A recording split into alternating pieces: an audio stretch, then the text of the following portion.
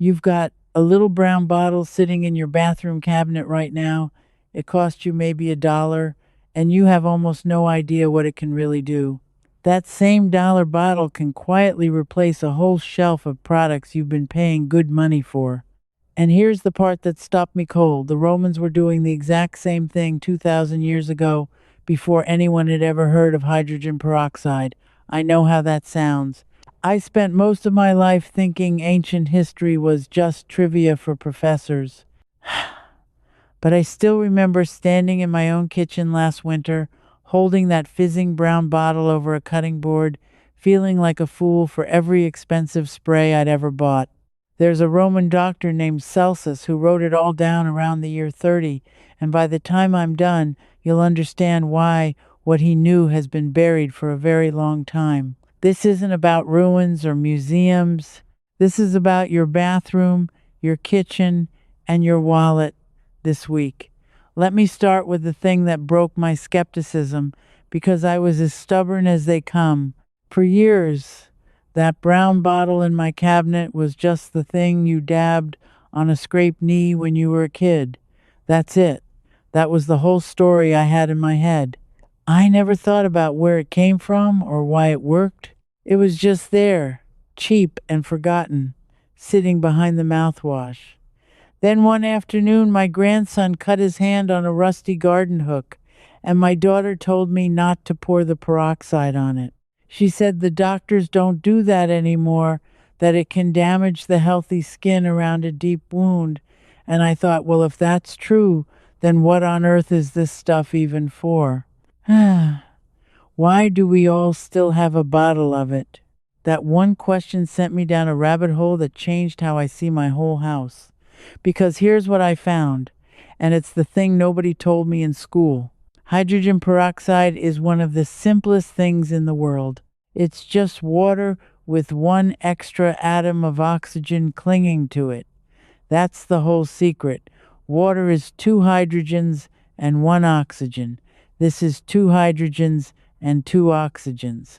And that one extra restless oxygen atom is desperate to break free, and when it does, it tears apart germs, mold, stains, and bacteria on contact. A French chemist named Louis-Jacques Thénard first pulled it out of a lab and named it back in 1818. So you'd think, fair enough.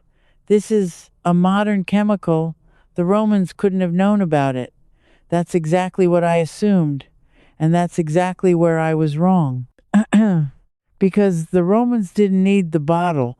They had the fizz coming from somewhere else entirely. Here's the part that made me sit up straight in my chair.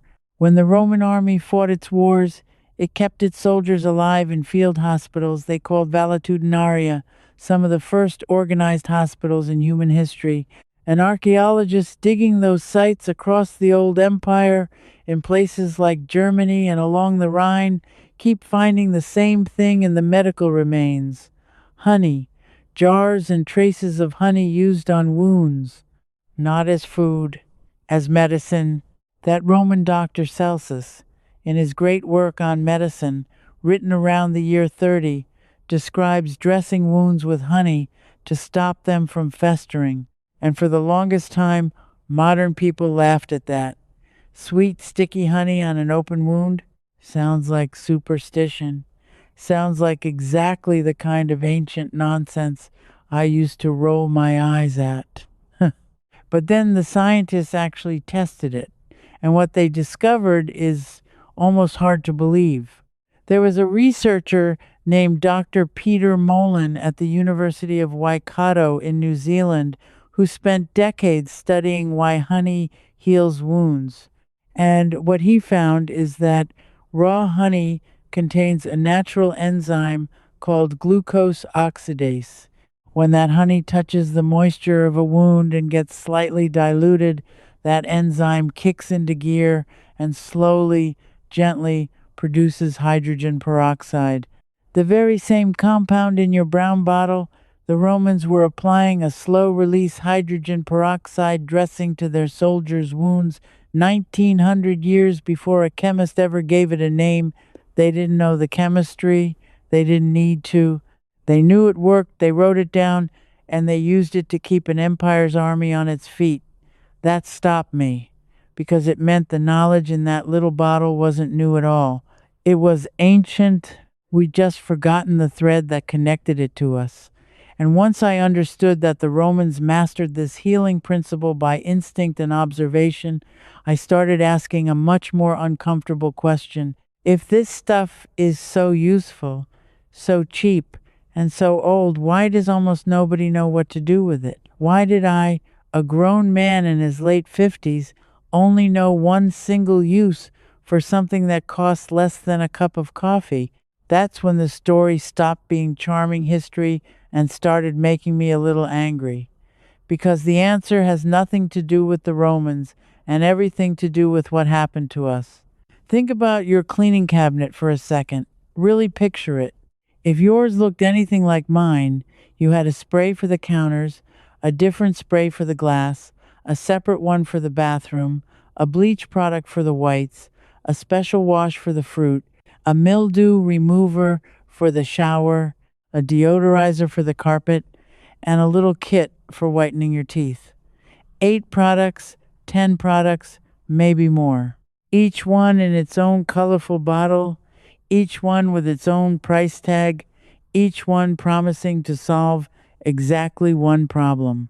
I added it up one evening, just the cleaning and personal products under my 2 sinks, and it came to over $60 sitting there in plastic. $60.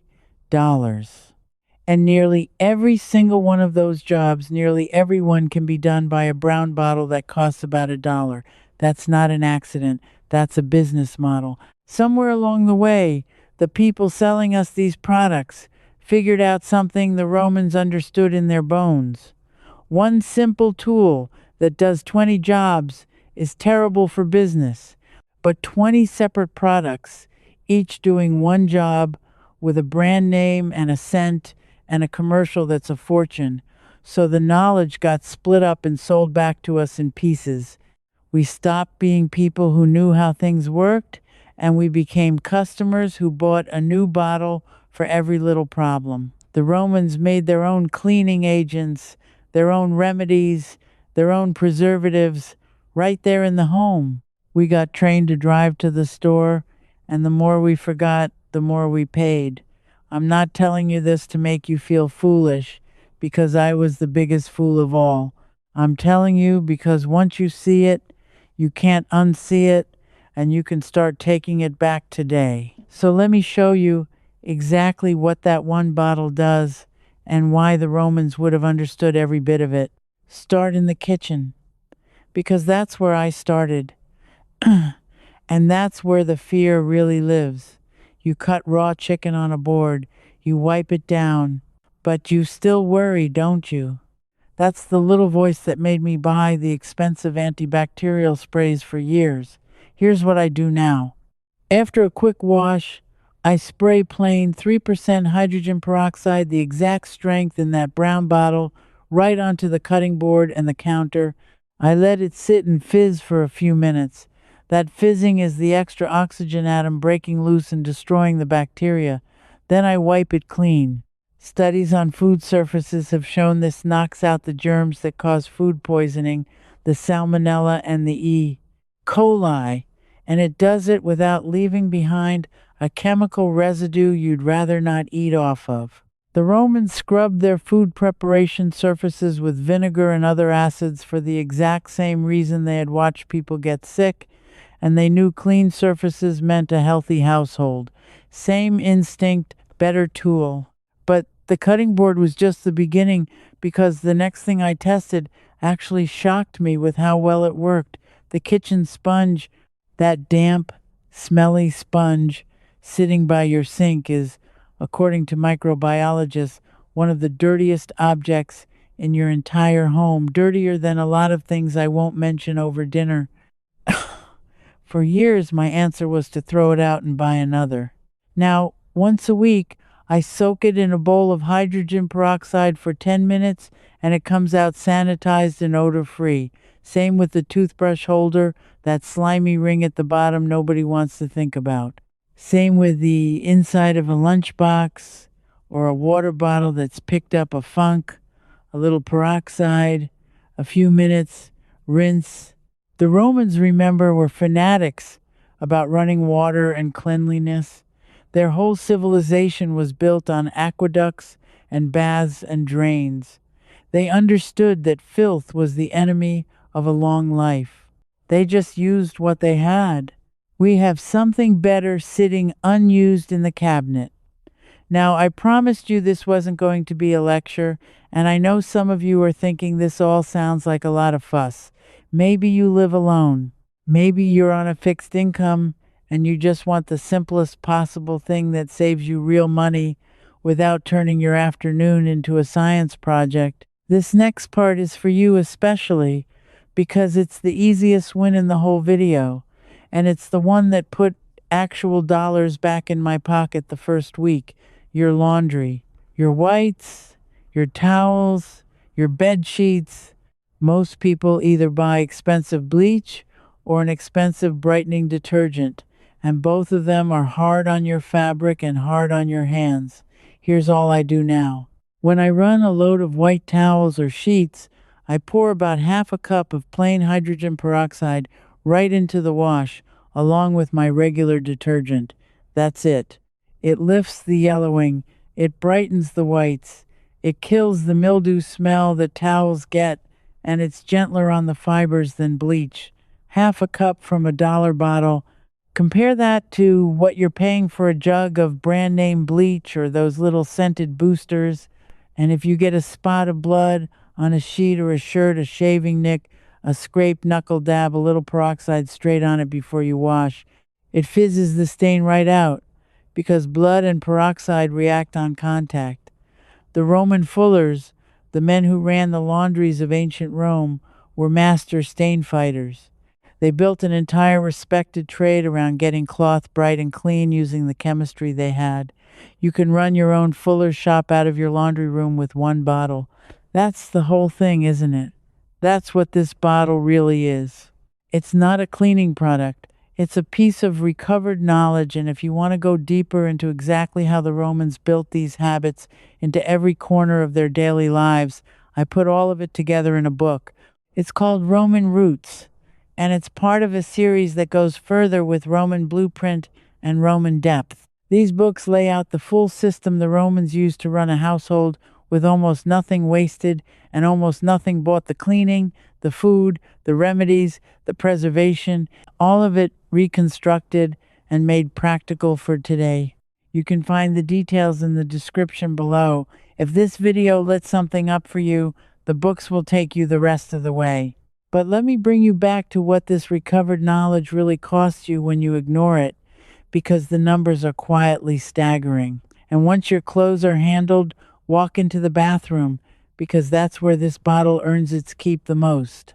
Mildew in the shower grout, that black, stubborn line between the tiles that makes a clean bathroom still look dirty. I used to buy a special spray for that. The kind with the warning label so strong you have to open a window. Now I spray hydrogen peroxide on the grout, let it sit for a good half hour, and scrub. The oxygen goes to work on the mold and lifts it. For tougher spots, mix it into a paste with a little baking soda, spread it on, walk away, come back and wipe. Your toilet bowl, a cup of peroxide left to sit for 20 minutes, disinfects and brightens it. Your mirrors and glass, a little peroxide sprayed on and wiped, comes out streak-free. Your trash can that's picked up a smell, spray it out and let it dry. Every one of these is a job you've been buying a separate product for. Every one of them is that same restless oxygen atom doing what it does. Therefore, the question isn't whether this works. The question is how far it goes. And it goes further than I ever imagined, right into the parts of your health you spend the most money guarding. Let me talk about your mouth, carefully, because this is one the Romans would recognize instantly. If you've ever bought a bottle of whitening mouthwash and looked at the ingredients, you may have noticed that many of them contain hydrogen peroxide in a very diluted, controlled amount. That's the active ingredient doing the whitening and killing the bacteria that cause bad breath. You can make a simple rinse yourself by mixing equal parts 3% hydrogen peroxide and water, swishing for a short time, and spitting it out, never, ever swallowing it. Many people use exactly this to freshen breath and gently brighten teeth for pennies instead of paying for the branded bottle. Now, here's where the Romans come in, and it's a bit of a shock. The Romans were obsessed with white teeth, absolutely obsessed.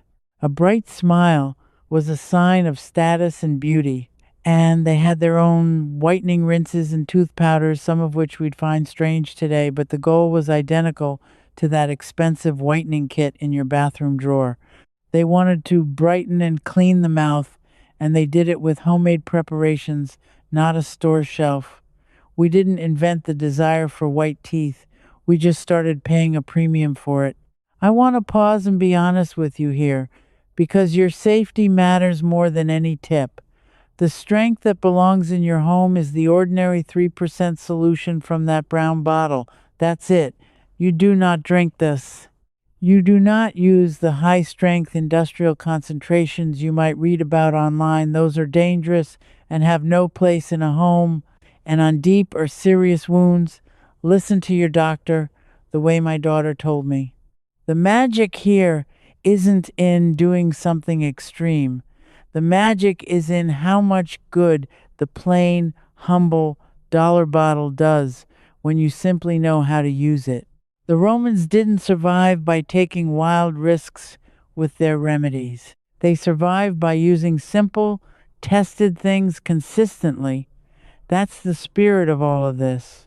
Now, I said at the start that a Roman doctor wrote something down that's been buried for a very long time, and I've been holding on to the best part because everything I've told you so far, the cleaning, the laundry, the whitening, most people could eventually stumble onto if they searched hard enough. But there's one use for that brown bottle that almost nobody talks about, and when I connected it back to an actual ancient Roman practice, I felt like I'd found buried treasure in my own pantry. This is the one I want you to try this weekend.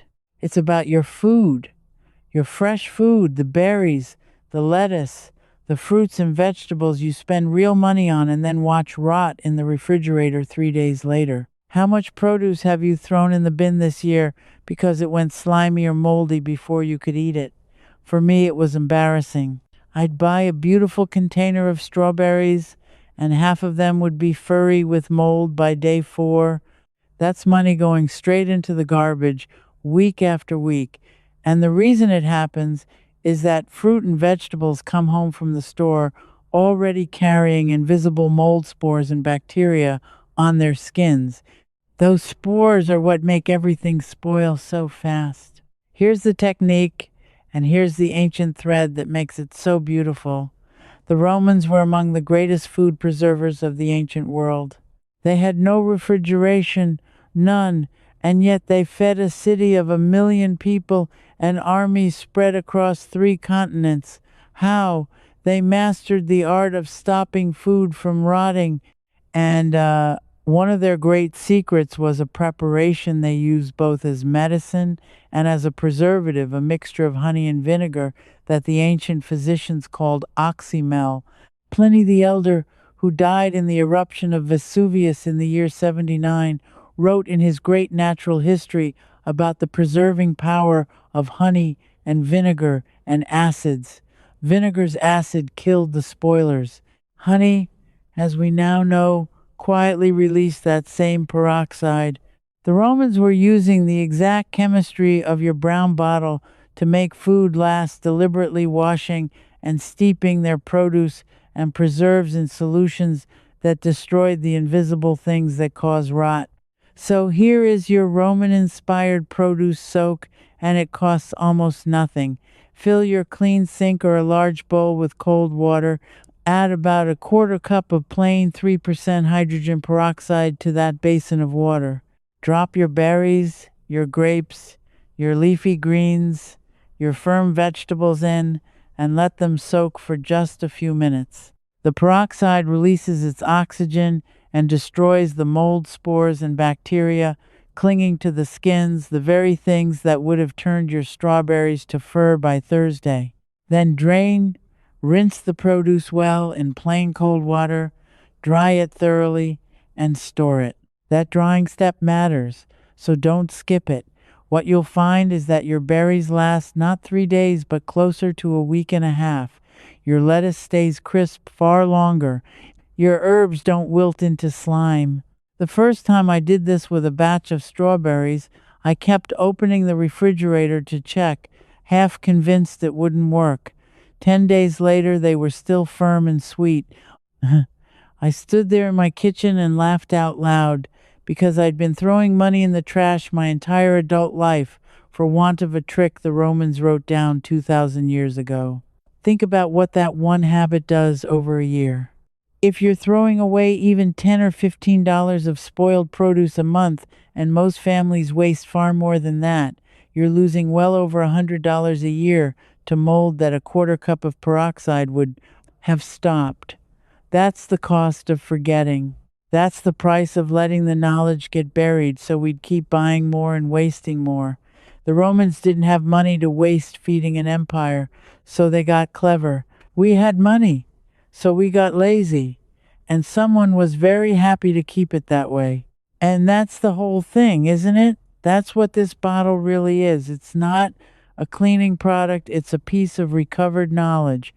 It's proof that the people who came before us weren't primitive at all. They understood the world in ways we traded away for convenience and colorful packaging. They kept their soldiers alive with the peroxide hidden in honey. They kept their cities clean with the acids they made at home. They kept their food from rotting with the same simple chemistry now sitting forgotten in your bathroom cabinet. They knew, and then the world made us forget, one product at a time. So here's what I really recovered. Standing in my kitchen with that fizzing bottle. It wasn't a cleaning tip. It was the feeling of not being fooled anymore. The feeling of knowing how my own house works, of not needing a shelf of expensive bottles to do what one honest dollar could do all along. That's a feeling they can't sell you, and it's a feeling they'd rather you never had. If you've read this far with me, then I think I know the kind of person you are. You're someone who's always had a quiet suspicion that a lot of what we've been sold isn't really necessary. You're someone who trusts a tested, proven thing over a slick advertisement. You're someone who believes that real knowledge, the kind that lasts, has been pushed aside on purpose to keep you paying. And you're right. You've been right all along. Now I want to hear from you, because this only works if we put these pieces back together as a group. Here's my question, and I want you to actually answer it down in the comments. Of all the things I mentioned, the cutting board, the white laundry, the mildew in the grout, the whitening rinse, or that Roman-produced soak that makes your berries last 10 days, which one are you going to try first this weekend? Tell me. Just write the one word. I read them, and I want to know which lost trick lands hardest with you. And if part of you felt that quiet anger, I felt the anger of realizing how much we've overpaid for things our great-grandparents knew for free. Then don't let this be the last one you hear. Subscribe and stand with the rest of us who are digging this knowledge back up, one buried Roman secret at a time. Because next, I'm going to show you what the Romans did with plain vinegar and a clay pot that kept their drinking water safe and their wine from turning a preservation trick so simple you'll wonder, like I did, how we ever managed to forget it. That one changed how I stock my whole pantry. Don't miss it. We're just getting started taking this back. I'm glad you stayed to the end. This video gave you the overview, but inside the Roman waste circle, I walk you through every peroxide use, room by room. In there, you can ask me your own questions, and a real person, me, answers you myself, never a machine. You won't be doing this alone. So many old ways folks like you are already inside. Just point your phone's camera at the code on the screen. Cancel any time with one click. No risk.